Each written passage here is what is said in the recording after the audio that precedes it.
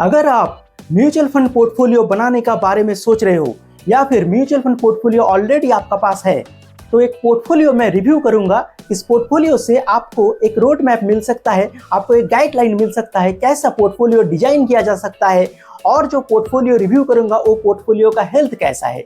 कोई recommendation video नहीं है, तो एजुकेशनल पर्पस के लिए वीडियो है। चलिए वीडियो शुरू करता हूं। तो इस पोर्टफोलियो में टोटल 5 फंड्स है। HDFC flexi cap fund, Kotak mid cap fund, Invesco India small cap fund, HSBC small cap fund और एडिलवाइस का गोल्ड एंड सिल्वर फंड। मतलब एक कमोडिटीज फंड है, गोल्ड और सिल्वर। बाकी सब इक्विटी म्यूचुअल फंड है। तो ऐसा फंड का रिस्क कैसा है पहले देख लेते हैं, उसके बाद जानेंगे रिटर्न, पास्ट रिटर्न कैसा रहा है और फ्यूचर में कैसा ग्रोथ देखने को मिल सकता है। अगर देखें मीन रिटर्न सबसे बेहतरीन है Invesco India small cap fund का। मतलब ये फंड सबसे ज्यादा रिटर्न दे सकता है, इसका मीन रिटर्न से पता चलता है। लेकिन जो HSBC स्मॉल कैप फंड है और HDFC, इसका मीन रिटर्न थोड़ा कम है, लेकिन फंड उतना भी खराब नहीं है। स्टैंडर्ड डिविएशन सबसे अच्छा है HDFC फ्लेक्सी कैप फंड का 11.31% का। मतलब जितना स्टैंडर्ड डिविएशन लो होगा फंड उतना कम वॉलेटाइल होगा। और सबसे ज़्यादा स्टैंडर्ड डिविएशन है HSBC स्मॉल कैप फंड का 17% से भी ऊपर का स्टैंडर्ड डिविएशन है। मतलब फंड बहुत वॉलेटाइल फंड है HSBC small cap fund. Sharpe ratio देखते हैं। शार्प रेशियो सबसे ज़्यादा है HDFC फ्लेक्सी कैप फंड का। मतलब रिस्क एडजस्टेड रिटर्न बहुत ही अच्छा बना के देता है HDFC फ्लेक्सी कैप फंड। और बाकी जो सब फंड है उसका शार्प रेशियो ठीक ठाक है। HSBC स्मॉल कैप फंड का शार्प रेशियो थोड़ा कम है, 0.94 का है। तो HSBC जो फंड है थोड़ा ज़्यादा वॉलेटाइल फंड है अगर कंपेयर करके देखेंगे इस पोर्टफोलियो में बाकी सब टॉप परफॉर्मिंग फंड का साथ। चलिए बीटा देखते हैं। बीटा से पता चलता है मार्केट जब गिरेगा तब ये फंड बेंचमार्क से कितना ज़्यादा गिर सकता है। देखिए बीटा सभी फंड का अच्छा है, एक से ज़्यादा किसी भी फंड का बीटा नहीं है, एक से कम है। मतलब बीटा सभी फंड का अच्छा है। अल्फा सबसे ज़्यादा HDFC फ्लेक्सी कैप फंड का है। मतलब बेंचमार्क से बहुत ज़्यादा रिटर्न ये फंड बना के देता है।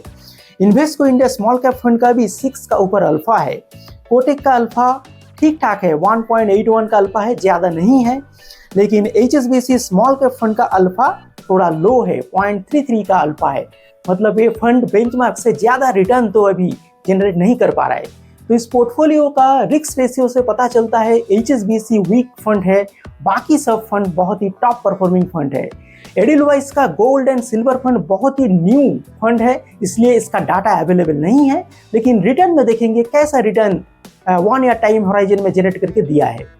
चलिए बढ़ते हैं रिटर्न की तरफ। अगर रिटर्न देखेंगे HDFC flexi cap fund 1 year time horizon में 5.66% का रिटर्न बना के दिया है। कोटक ने भी पॉजिटिव रिटर्न दिया है। इन्वेस्को इंडिया खराब परफॉर्मेंस दिया है क्योंकि पिछले साल स्मॉल कैप फंड, सभी स्मॉल कैप फंड ने खराब रिटर्न बना के दिया है। HSBC तो बहुत ही खराब रिटर्न बना के दिया है, -9.45% का रिटर्न बना के दिया है। तो बहुत ही खराब परफॉर्मेंस है HSBC स्मॉल कैप फंड का। 5 ईयर टाइम होराइजन में सभी फंड बहुत ही अच्छा रिटर्न बना के दिया है। HDFC फ्लेक्सी कैप फंड 27% से भी ज़्यादा का रिटर्न बना के दिया है। कोटक मिड कैप फंड ये भी अच्छा रिटर्न बना के दिया है। Invesco India small cap fund 30.70% का रिटर्न बना के दिया है। और HSBC स्मॉल कैप फंड देखिए 5 ईयर टाइम होराइजन में रिटर्न बहुत ही अच्छा है, 30.27% का रिटर्न बना के दिया है। तो लॉन्ग टाइम पीरियड में HSBC का जो स्मॉल कैप फंड है अच्छा परफॉर्मेंस दिखाया है, लेकिन शॉर्ट टाइम पीरियड में रिटर्न बहुत खराब है। मतलब प्रेजेंट मार्केट कंडीशन में ये फंड अंडर परफॉर्म कर रहा है। 10 ईयर का डाटा देखते हैं। 10 ईयर में HDFC फ्लेक्सी कैप फंड 16.72% का रिटर्न बना के दिया है, तो बहुत ही अच्छा है फ्लेक्सी कैप कैटेगरी में।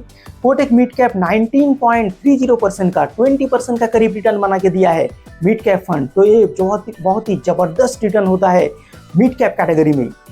HSBC स्मॉल कैप फंड 19.42% का रिटर्न बना के दिया है, ये भी बहुत अच्छा रिटर्न बना के दिया है लॉन्ग टाइम पीरियड में।